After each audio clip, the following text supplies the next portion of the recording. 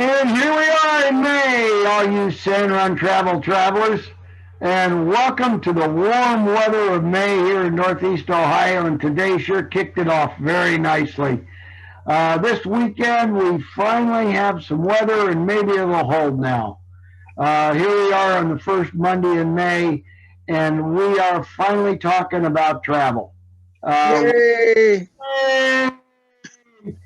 We're not hypotheticals. We're not saying if. We're not saying what.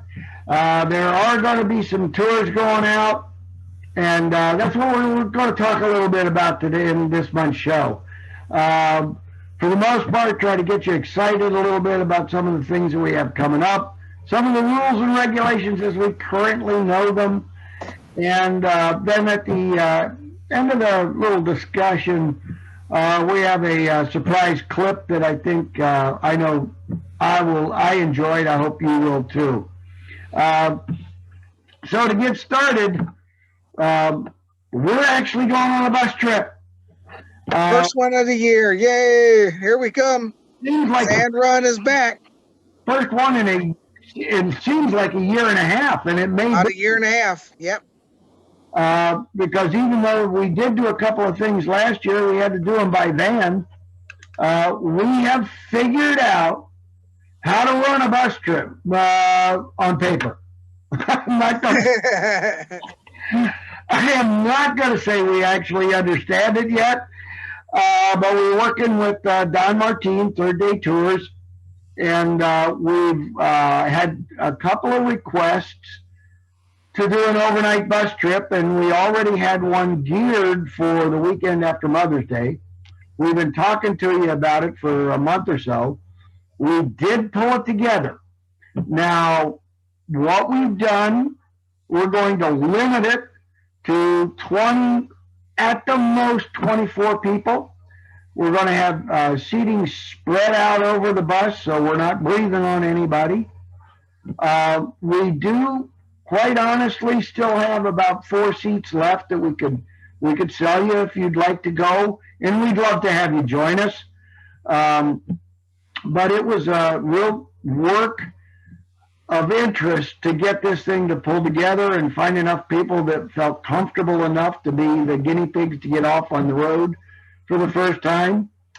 We're going to Seneca, Allegheny, and a couple of things we as San Juan Travel will be doing. I had said we're going to limit the bus, so we're going to have a regular sized bus, but we're only going to fill it at most halfway. We will be requiring masks. We are going to take your temperature to get on board. So if you don't want to wear a mask and you test high for a temperature, we're going to have to say no. And that's unfortunate, but we have to protect everybody on the bus. And we are going to do a thing with a waiver. We did it last year when we did do a van trip, just because I don't know who your families are. I trust every one of our travelers, but possibly your family, if you got COVID while you were on the trip with us, might not feel the same. So it's just the way we have to do it. We're going to follow a lot of the things that the cruise ships are doing, and in the way they're going to be doing the travel. We've talked to a number of folks who have been on the bus trips. They don't like it when the bus gets close to full or people are close at hand. So we're going to try to work it out. We've, believe it or not, one of the other interesting things that we've had happen as we got this thing going, one of our favorite things to do is always show movies on the bus, and we tried to show new ones. Well, my favorite movie store, Family Videos, has gone out of business. So I got to learn how to use Redbox or the library, and hopefully we can muster up some at least recent films that the folks on the buses will enjoy. So we really hope maybe a couple more of you would like to go. The trip we're going to be doing is May 16th and 17th. It's 2 weeks from yesterday. And we will include 2 wineries on the way back. Fortunately, we had only planned on 2 wineries because a lot of times we've done 3 on this trip. I coordinating a sit-down breakfast because we can't use the old Burger King breakfast right now, and a winery to be open on a Sunday in Ohio was a little more challenging than even I could handle. So we have arranged for a nice sit-down breakfast on the way up, and we'll be dining at one of the wineries on the way back. So it looks like it's going to be a real fun trip. Seneca Allegheny has always been a favorite. The rooms are fabulous. We have no idea, folks, how this is going to come off. We know the trip will be great. We know the people will be great. We know the gambling will be great. We expect the food at the Allegheny to be good, which is another reason Reg and I decided to do this trip. The restaurant selections other than the buffets are open, and not all the casinos can say that. So we're hoping to be able to do this. We're going to go, and then we'll report back to you in June. And also, Reg, you got something to say there?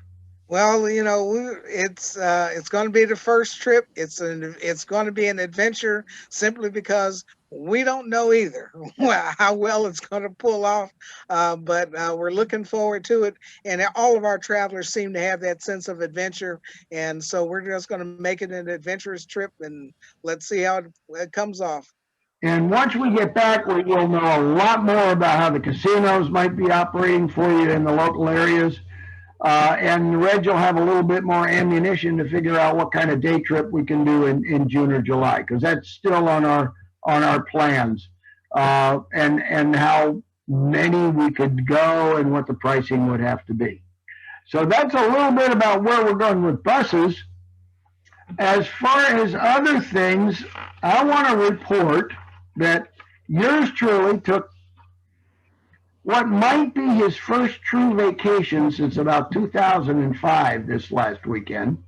Pat and I went down all by our lonesomes to Las Vegas for 5 nights. Now, I'm not going to bore you with all the gambling and the fun and everything that we have, but what I am going to tell you is that we found Las Vegas pretty open. Really, really starting to open up. In fact, when we left Tuesday night, word was that about 80% of the strip shows, Las Vegas Strip shows, are going to be opening up this week. Yeah, say that with a double entendre there, Reg.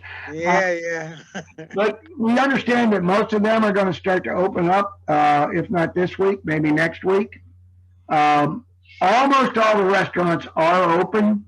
The biggest problem they're dealing with is limited capacity. So the only things we're finding not open out in Vegas right now are the buffets. Downtown Fremont Street was probably at 70% people running around at night. And the Strip is operating very similarly right now. There's still not any conventions going out, but as far as the tourist industry and as far as people starting to populate in the areas, we're starting to see it. Also, for those of you concerned, mask wearing is probably at 95%. It's the security in Las Vegas to make sure that masks are being worn is significant, even on Fremont Street where the crazies are. And the casinos are still operating with the stalls and the masks and everything. So slot machines didn't seem to be a problem for anybody. The tables are still kind of different. Pat and I kept trying to have conversations when we were at a blackjack table, and wasn't real easy, so we had to kind of stand up, run around when the shuffle was coming up and talk to each other, because the plexiglass slots, plexiglass stalls made life a little difficult every now and then. But Vegas is open, folks. So if you have been thinking at all about going on your own, or in fact going with us in October, sign up, baby. It's going to be there. And one of the things that, I did want to go back and tell you about right now, if you go in the next few weeks before the restaurants get their percentages allowed back up, the only area we ran into difficulty was breakfast.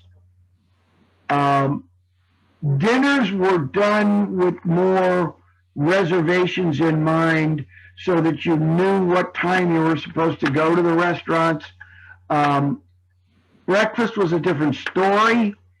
Many of the places with the limited capacity, you would have to go to the restaurant and put your name on a list or stand in line and wait to get in. And our breakfast took anywhere from half an hour to maybe an hour to get a table.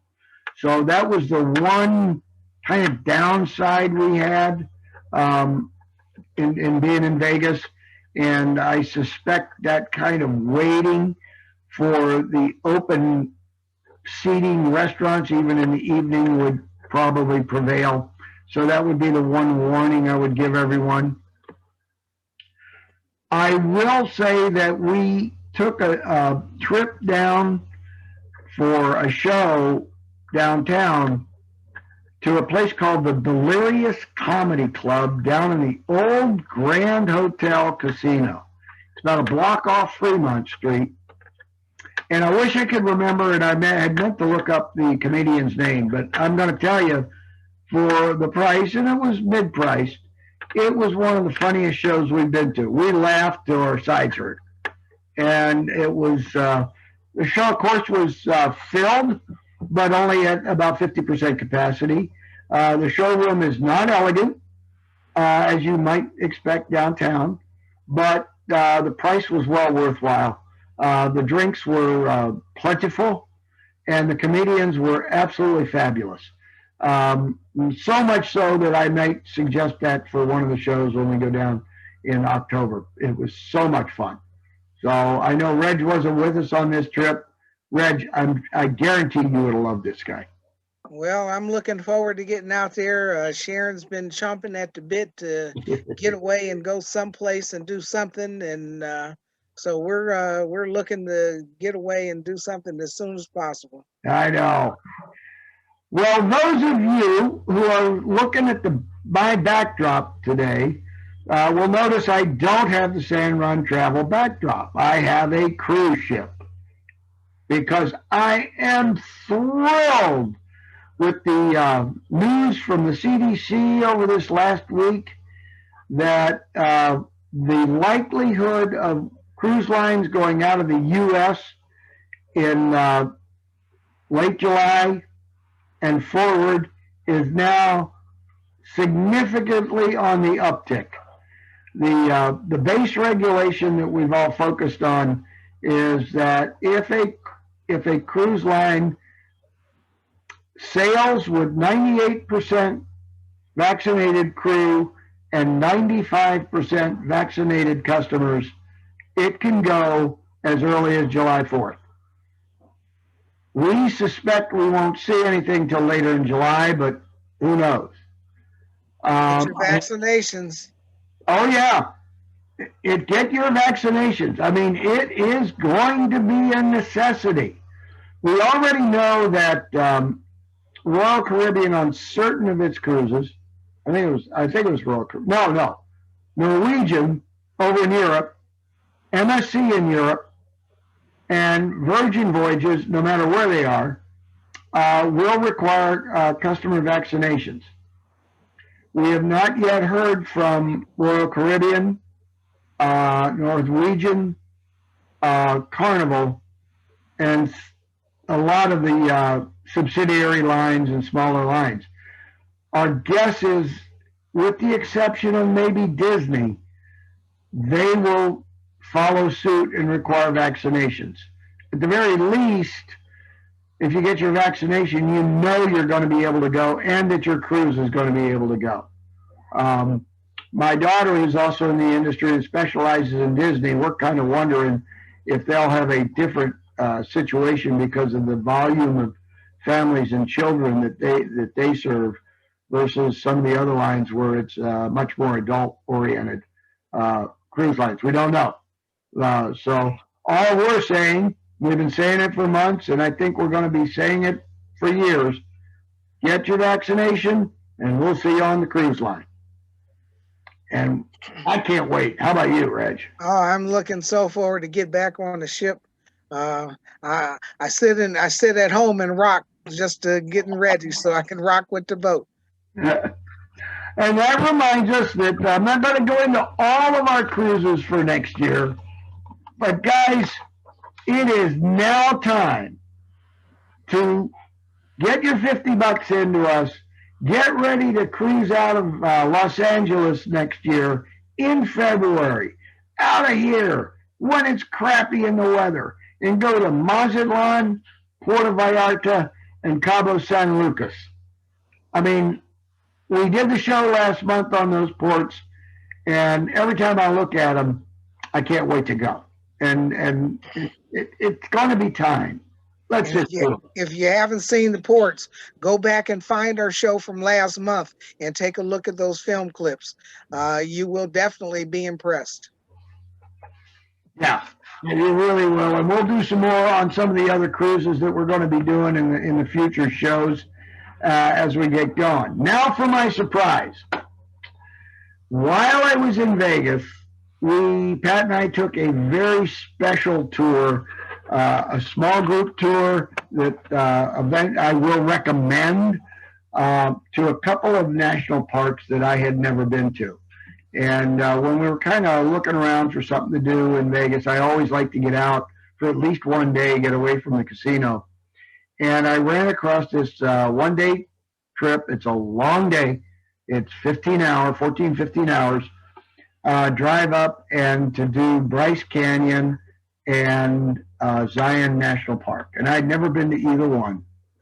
And I'm here to tell you, both of them made me incredibly happy that I did it. But quite frankly, the scenery at Bryce Canyon is absolutely blew me away. So spectacular that I wanted to share it with you guys. And this is not a long clip, maybe about a 2-3 minute clip. And take a look at it and the breathtaking views. And if you go to Vegas with or without San Run Travel, we strongly recommend looking this trip up. So without ado on that, Reg, here we go. All right. Bryce Canyon National Park.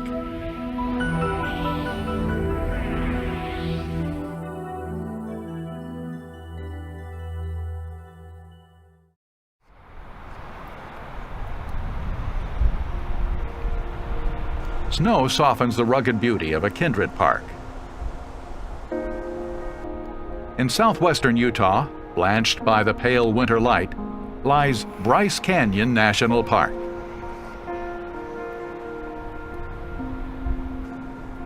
Remotely located, it spans 35,000 acres on the southern edge of the Ponsagunt Plateau. Although it draws considerably fewer visitors than nearby Grand Canyon National Park, its vistas are no less beautiful. Snow-packed trails offer an added challenge to adventure-seeking hikers. The canyon, which is more a natural amphitheater than a canyon, is named after pioneers who first settled here. Scottish immigrants, Ebenezer Bryce, and his wife Mary. It has been given other names. A cave without a ceiling. A forest of stone. Visitors find exploring the hoodoos, stone columns of mystery and splendor, one of the park's great adventures.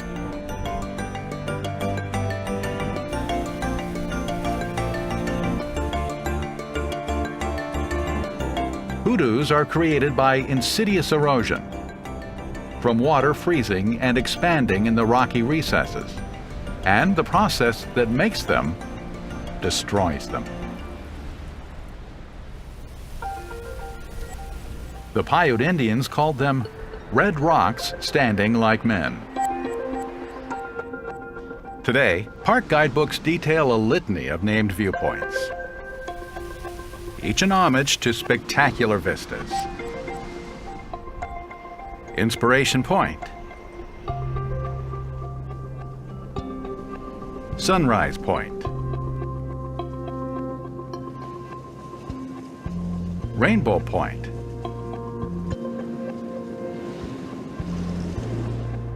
and Natural Bridge, misnamed because it is actually a natural arch formed from some of the reddest rock in the Clarion Formation. This amassment of monoliths is called the Silent City, which brings to mind poet Mark Strand's insightful writings on Bryce Canyon. The park's pinnacles and spires give it the look of a decayed city, silenced by the abrasions of time. We walk among its spires in crumbled crenellations, in steep and narrow canyons, as if we are wending our way through the streets of a medieval village.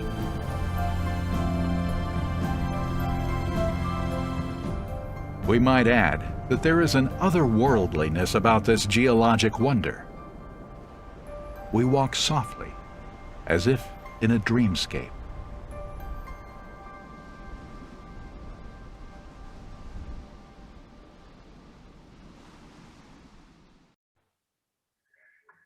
Reg, that is one spectacular view all over the Yes, place. it is. Yes, it is.